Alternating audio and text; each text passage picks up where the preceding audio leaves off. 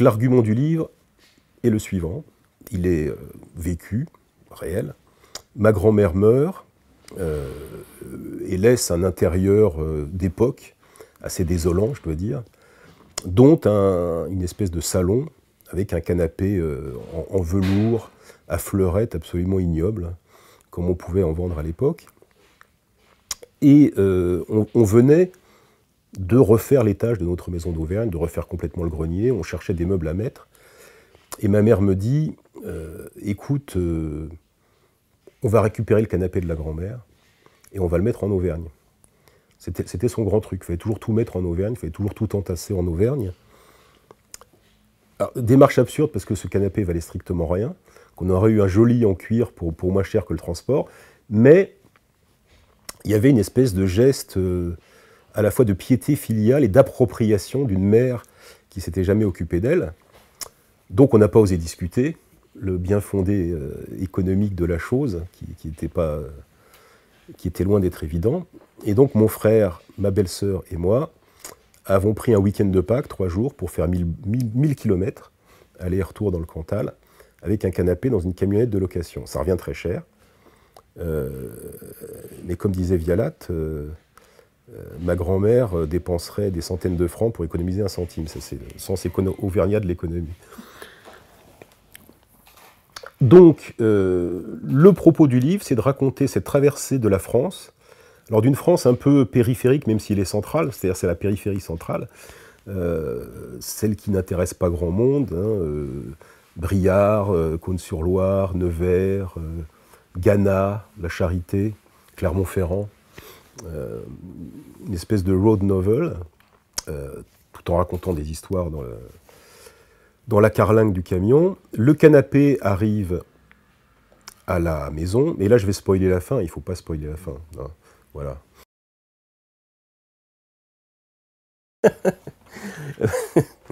Tu sais, ce que je dis dans le livre, c'est le syndrome de l'écrivain vieillissant. Un homme se penche sur son passé, etc. etc.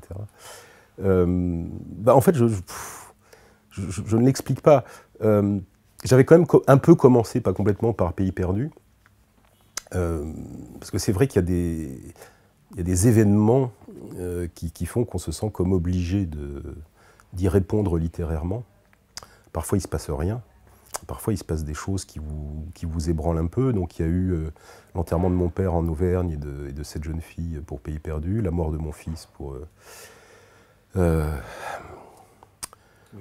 Winter is Coming. Et pour le canapé lit, la mort de ma mère, en gros, qui a fait que je voulais un peu à la fois rendre hommage à ce personnage dans sa générosité, dans son âpreté mêlée. Et l'histoire du canapé était une espèce de bon... D'abord, c'est un canapé, de bon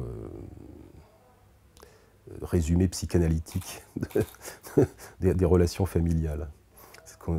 C'est pas exactement ce que Freud appelait un objet transitionnel, mais enfin, il y a quelque chose comme ça. Je m'empresse d'ajouter que j'en ai marre de l'écriture du moi et que je vais me mettre un imaginaire débridé pour le prochain, qui est déjà commencé. Je passe mon temps à déplorer le fait que la littérature française ne cultive pas assez l'imagination, à quelques exceptions près, donc il est vraiment mal placé d'une certaine manière pour dire ça. En même temps, je ne sais pas si vous avez remarqué, mais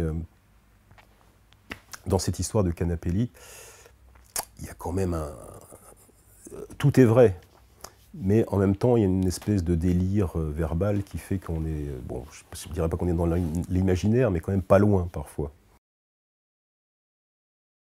Cameron est une bonne comparaison. J'adore ce genre de structure narrative digressive, où on se raconte des histoires. C'était une grande tradition à la Renaissance, effectivement, au Moyen-Âge, à la Renaissance. Quelque chose qui tienne une cohérence de fond qui est la même que celle dans mes autres romans. Quelle est la nature de la difficulté de notre rapport au réel ? Qu'on croit évident souvent, qu'on croit facile, qu'on croit donné alors qu'il ne l'est jamais. Donc là, le fil rouge, en quelque sorte, c'était les objets comme incarnation de ce rapport au réel, et pourquoi, pourquoi donc il nous joue des tours, comme le réel en fait nous joue des tours. Ça, c'était la cohérence profonde. Le déplacement qui permet en effet la parole, et cette parole qui va se développer sur alors, une double cohérence, c'est-à-dire cette relation difficile aux objets et cette manière, comment dirais-je, qu'a une génération de renverser ce qu'a fait l'autre. C'est-à-dire que mes deux parents ont été des gens qui n'étaient pas aimés, qui étaient d'une certaine manière rejetés, qui ont tout investi sur l'amour de leurs enfants et qui se sont heurtés à un certain nombre de problèmes dans cette démarche. Voilà. Mais en fait, je ne vous ai pas répondu directement sur la structure narrative, sinon que ce que je trouve en soi agréable dans la lecture, c'est l'association d'une continuité, c'est la continuité du voyage, du déplacement, et d'une structure digressive, les deux à la fois. Et je dois dire que j'ai eu moi-même beaucoup de plaisir à écrire ça à cause de ça, justement. Il y a quelque chose comme ça dans Pays perdu, c'est-à-dire le fil rouge, c'est le récit des obsèques, et la structure, pas exactement digressive, mais par petite masse de sujets, par petits blocs de sujets, c'est chaque famille, chaque personnage, etc. Il y avait un peu de ça aussi là-dedans.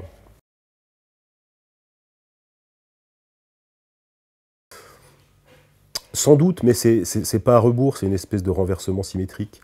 Oui, c'est vrai que ça faisait du bien aussi, mais je crois que l'esprit de ce livre aussi, comme c'est aussi l'esprit de Pays perdu et de quelques autres, c'est de montrer comment, alors je ne sais pas si c'est humain ou si c'est propre à cette famille particulièrement, comment dans les pires tragédies sont inséparables d'un certain comique, d'un certain humour.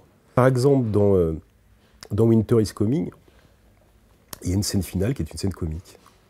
Quand je raconte que mon fils, qui est à la veille de sa mort, et moi, nous marrons parce qu'on est en train de vivre une scène qui reprend le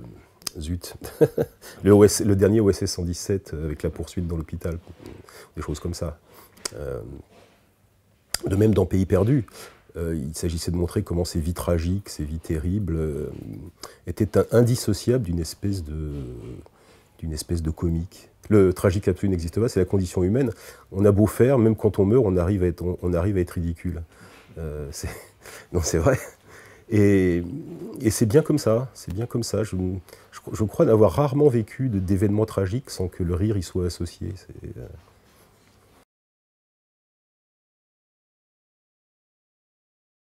Il y a Enel, il y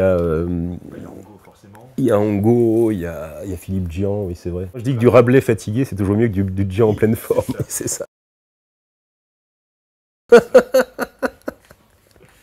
Bah oui, c'est comme la boxe, ça entretient une certaine vitalité. Mais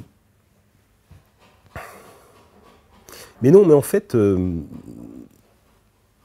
comment dire, tous mes livres, je les écris dans une relation évidemment à la fois forte et conflictuelle avec le réel, c'est-à-dire en me demandant toujours où il est, et avec la littérature, c'est-à-dire qu'ils sont tous complètement tissés de littérature, de références, positives ou négatives.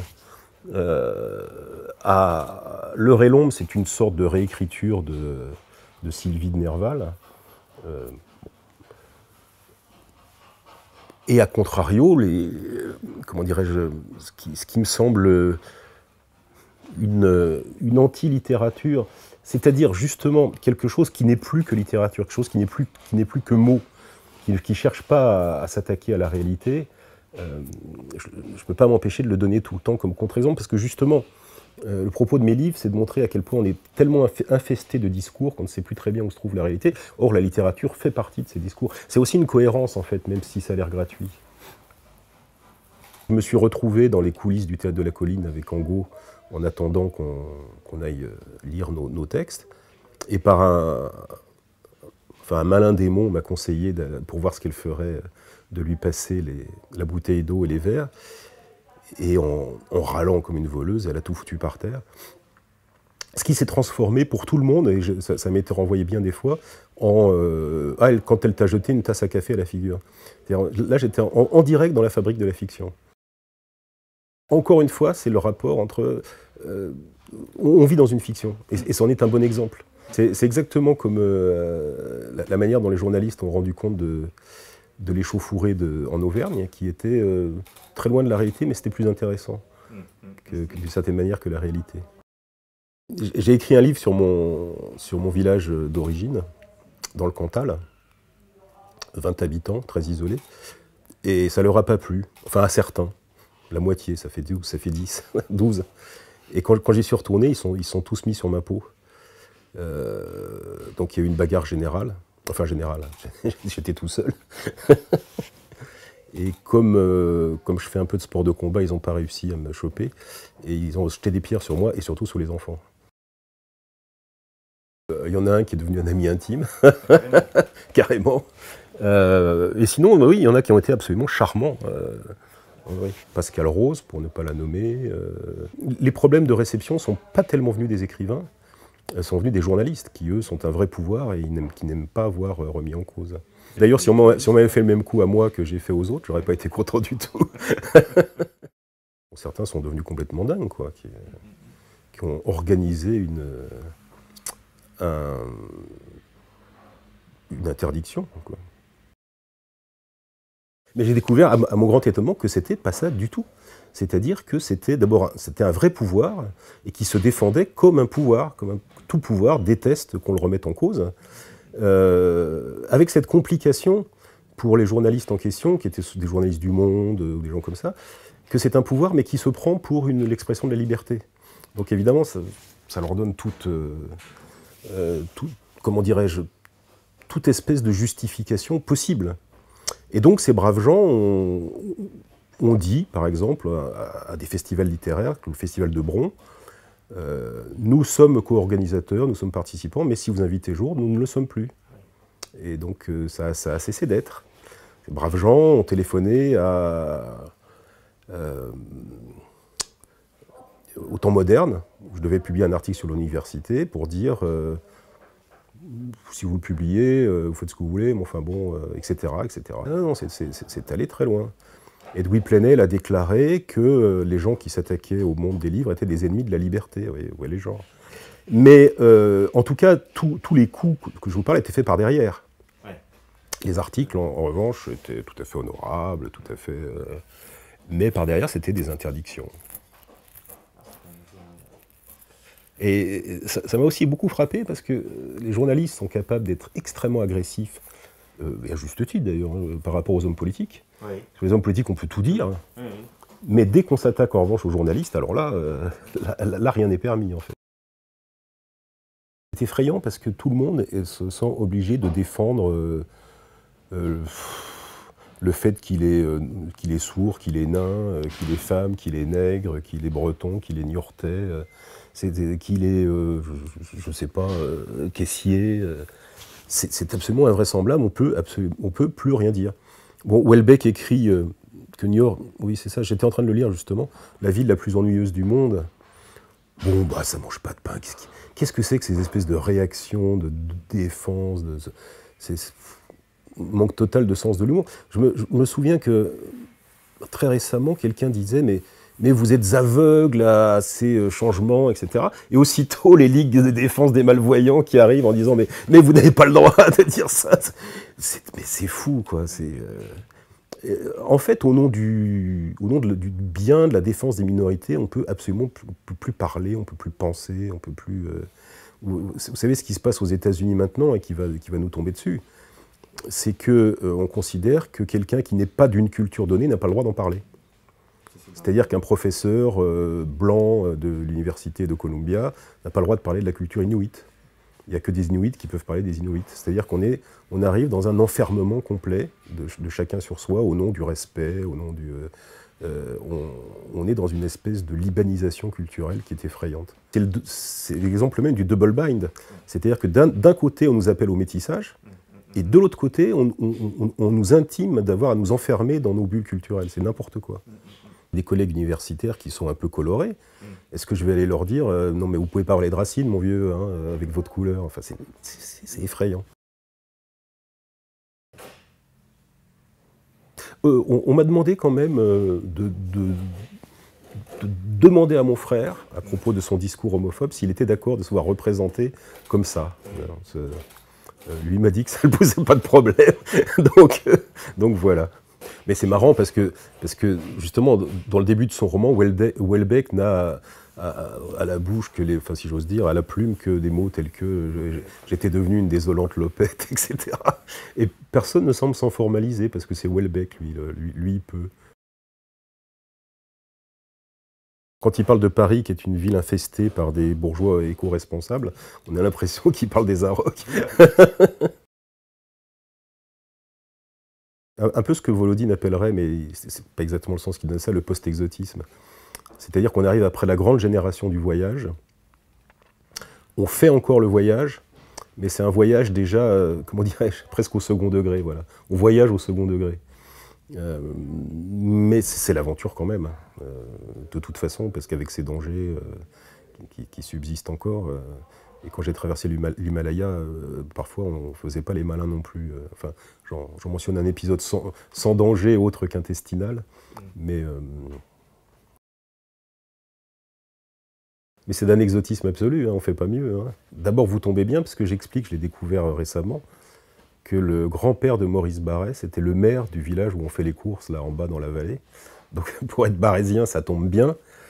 La terre et les morts, l'attachement, le fait que ce soit les racines qui donnent un sens à une société, etc., je ne sais pas. Je ne suis pas certain du tout de penser comme ça. Mais je constate un fait, c'est que moi, c'est valable pour moi, tout seul, je ne peux pas vivre sans cette terre. Je ne peux pas vivre, je veux dire, ce bout de terre-là, ma terre à moi, celle que je possède avec des vaches dessus, ce village, c'est un besoin vital. Il faut que j'y aille. Quand j'arrive, c'est tout juste si je ne me mets pas à genoux pour embrasser la terre, parce que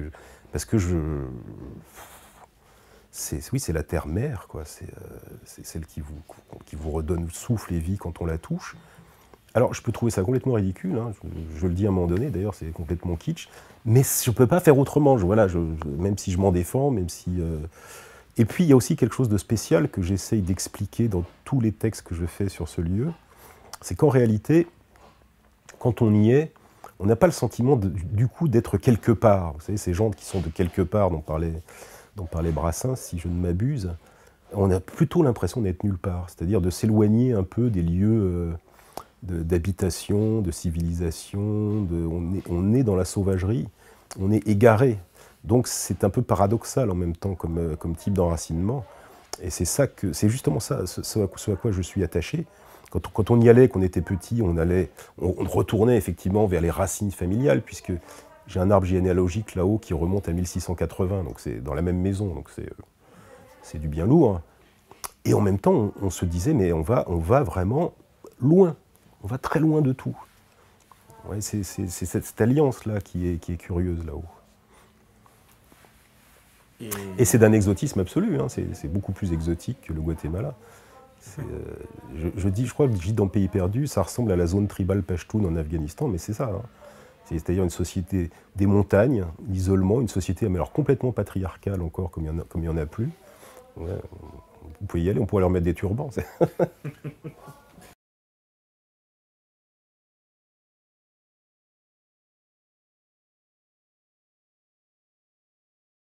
Non, il n'y a pas eu du tout d'écho comparable. En ce qui concerne la vie là-haut actuellement, je peux vous dire que ça m'arrive de rencontrer dans la sauvagerie absolue, je tombe sur un type que je reconnais parce que je l'ai vu il y a 20 ans, etc., qui me dit « Ah, ton livre, je l'ai lu. Ah bah t'as eu bien raison. Hein. Ah bah oui, c'était bien comme ça qu'il fallait le dire. » Et en fait, il y a beaucoup de gens qui pensent ça sans le dire tout haut, mais qui le pensent. Il y a des gens qui ont agressé mes enfants, qui voudraient bien maintenant que les choses se tassent. Mais c'est moi qui ne veux pas, en fait. Il n'en est pas question. Je veux dire, quand on voit des gens jeter des pierres sur les enfants, moi, c'est terminé. Hein, ça franchira les générations, maintenant. De toute façon, c'est comme ça, là où ça franchit les générations, les fâcheries. Donc il y a ceux-là. Toute personne que j'ai vue avec une pierre à la main, il n'en est pas question. Après, il y a les gens qui m'en voulaient, quelques vieux notamment, qui voudraient bien me parler, qui voudraient bien que j'aille les voir, mais qu'on empêche, que la famille empêche. Mais sinon ben, j'y vais, ça se passe très bien au quotidien, j'y suis fort bien. Et puis après tout, il y a des amis là-bas, des amis qui ont d'ailleurs payé le prix, contents de leur soutien. Mais c'est pas mal aussi de traverser des regards haineux, c'est fortifiant. J'ai fini par le croire, qu'effectivement il y avait une espèce de, pas de réalisme, mais en tout cas d'appel au réalisme. Parce que j'ai quand même commencé en étant, enfin dans ma jeunesse, complètement éloigné de la réalité, complètement à l'ouest, je dois dire. Je ne savais même pas ce que c'était le réel.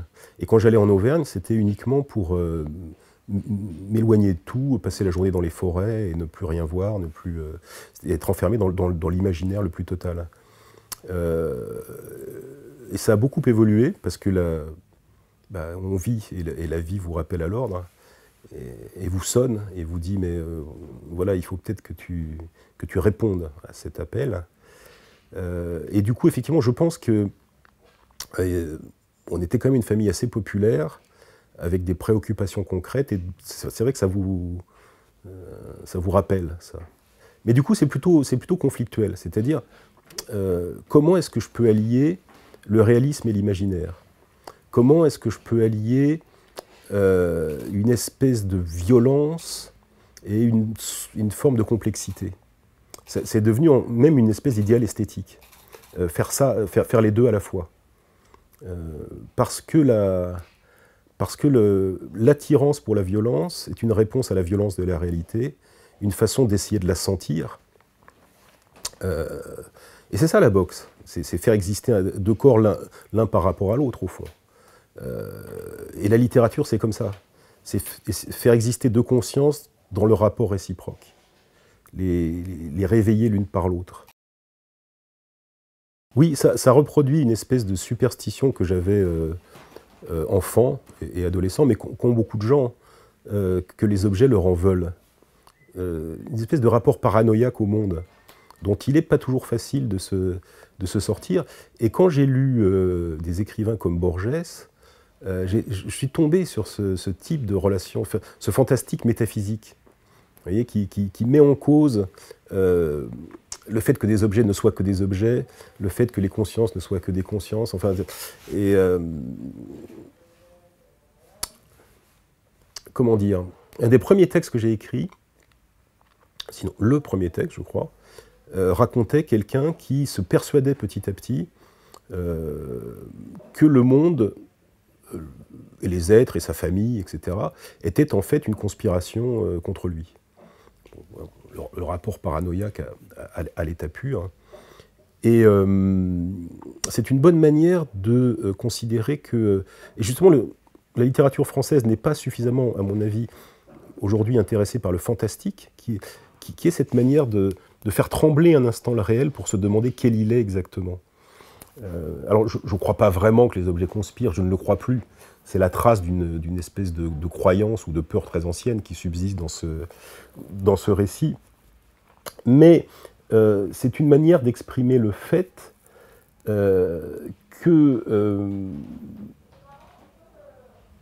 on essaye de vivre une expérience d'une certaine intensité, et en fait on s'aperçoit qu'elle nous est, en tout cas qu'elle m'a été confisquée à un moment donné, qu'elle n'a pas pu être vécue telle qu'on voulait la vivre. Et ce livre raconte aussi une série de deuils d'une expérience que j'aurais voulu vivre et qui a été confisquée par une espèce de, je dirais pas de révolte du réel, mais parce qu'on se heurte toujours. Parce que vouloir vivre une expérience, c'est un acte de l'imaginaire, un pur acte de l'imaginaire. Et c'est le paradoxe de cette relation.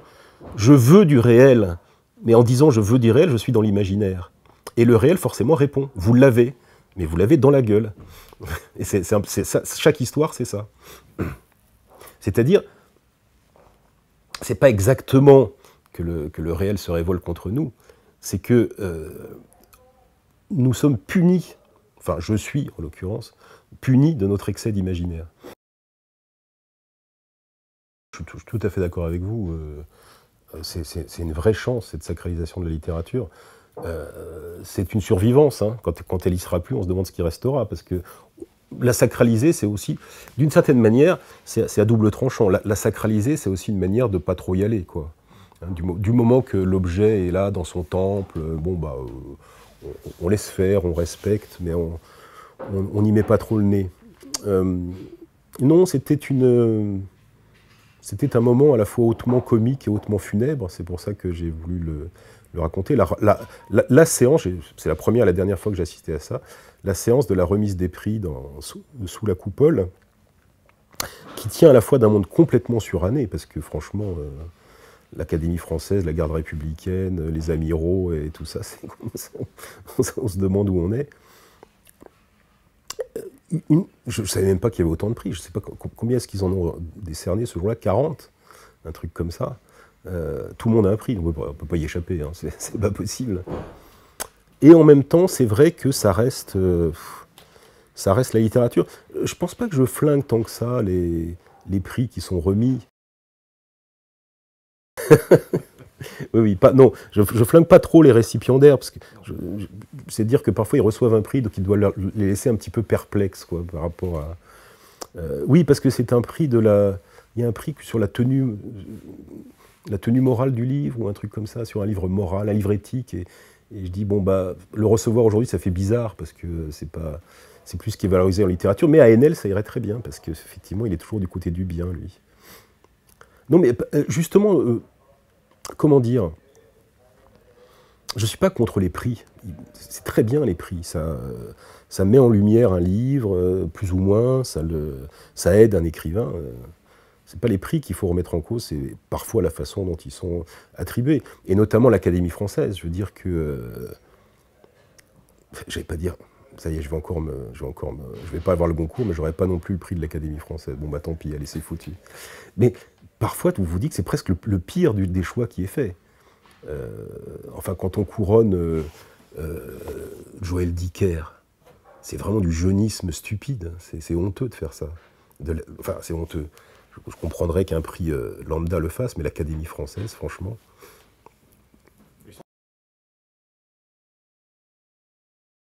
Ah, mais dans des campagnes parfois extrêmement reculées, oui.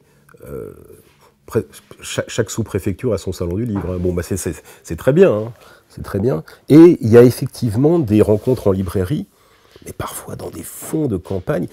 Et sans rire, la plupart du temps, dans ces librairies-là, ils font un tel travail qu'on est sûr d'avoir plus de monde qu'à la FNAC, que quand on signe à la FNAC. Et parfois, c'est 80 personnes. Hein, alors, parfois, évidemment, le choix que j'ai fait, c'est de raconter l'autre opposé, mais qui est beaucoup plus drôle. C'est quand il y a personne et qui n'entend pas. Mais bon, je ne veux pas spoiler l'histoire. mais c'est très émouvant, ça, à chaque fois. Alors, quand on va dans ces endroits, et on est reconnaissant vraiment profondément à ces gens qui exercent un sacerdoce, quoi. C'est ça, hein, c'est un sacerdoce au service de la littérature, mais ça m'épate.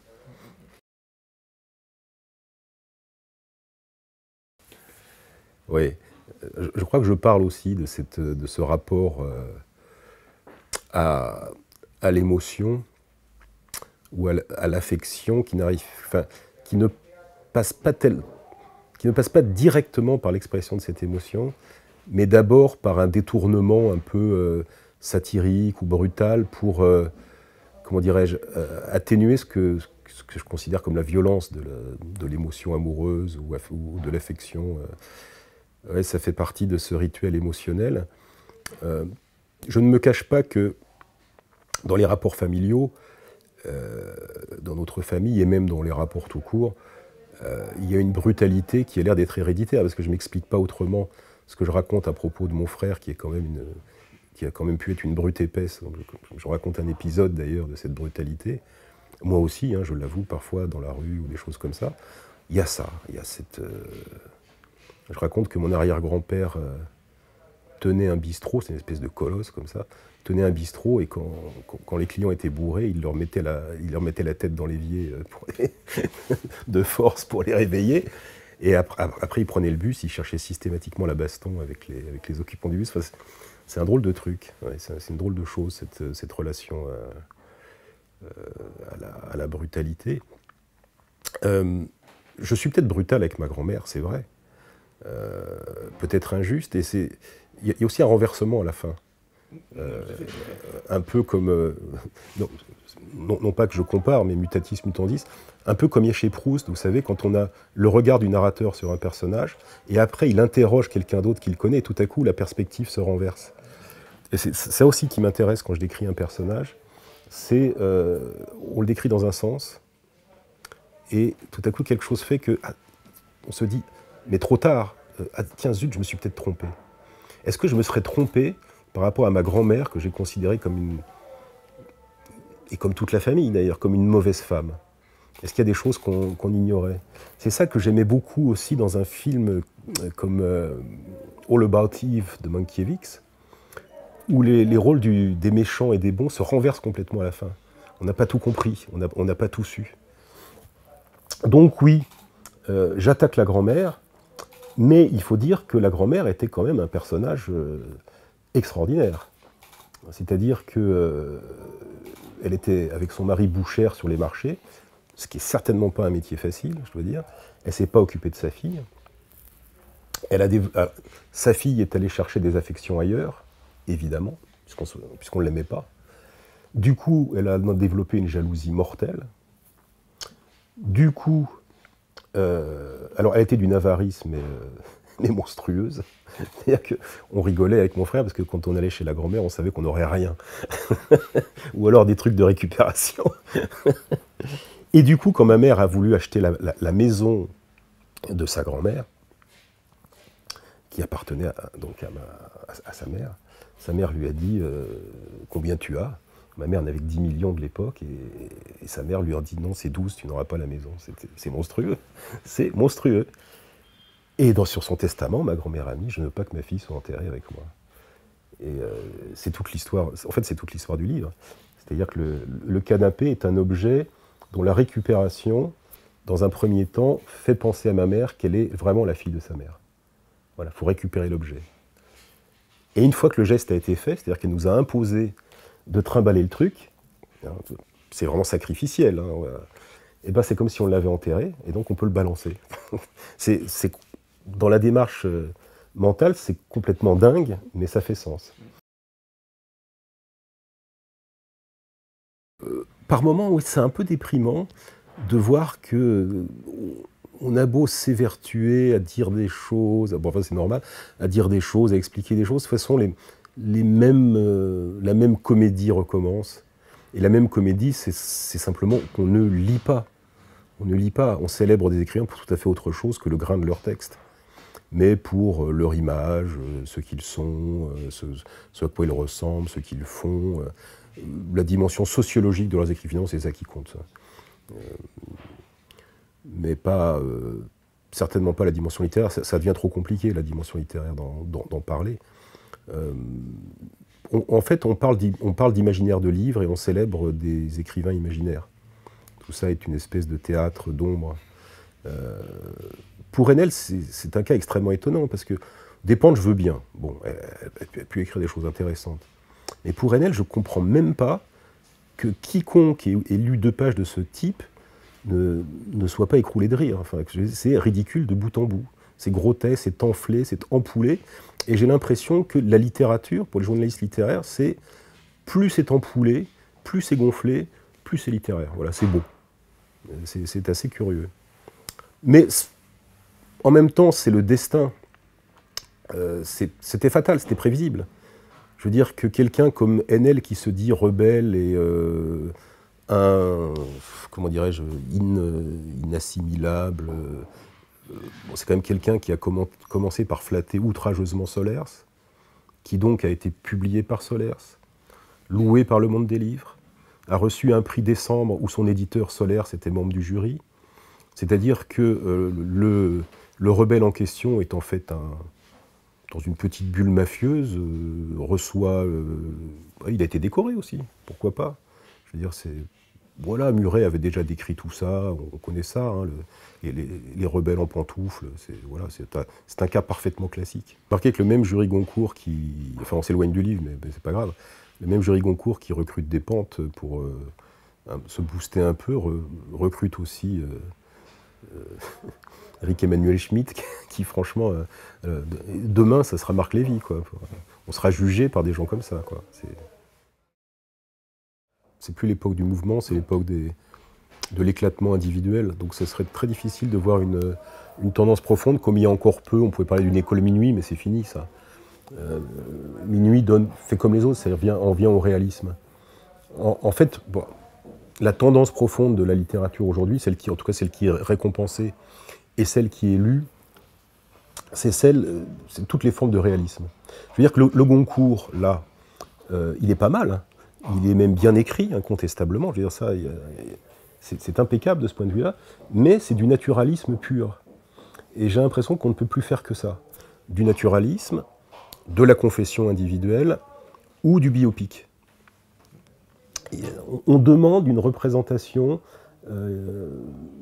assez normée de la réalité, plus d'imagination, plus d'échappée, plus de... Alors il y a des résistances, moi j'aime bien ce que fait Carole Martinez par exemple, qui elle est complètement dans le...